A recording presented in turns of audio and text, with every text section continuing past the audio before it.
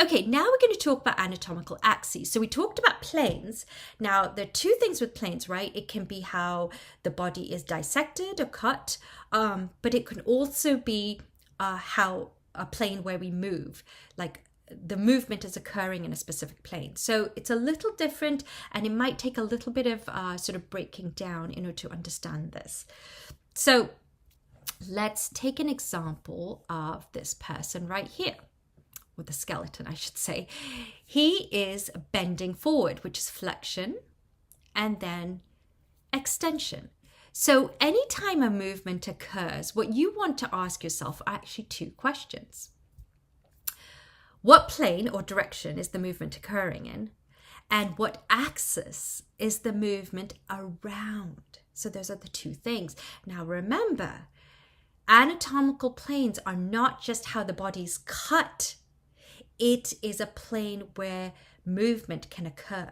So it might take a bit to wrap your head around this, but let's do it together. So you saw this person flexing and extending at the torso. Let's analyze that. So in flexion and extension, what happens is we need to figure out the plane that the movement is occurring in, and then we also need to figure out the axis. So the plane is going to be the sagittal plane, right? Because you're moving this way. So think about that piece of paper that you saw in the craft activity, right? The green one, you're moving in that plane. So that's actually going to be your sagittal plane.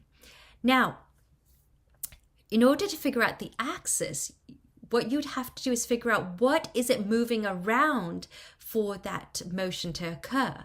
So if you took a pole from the left side and through the midsection, through the waist and to the right, that would be called the mediolateral or transverse axis.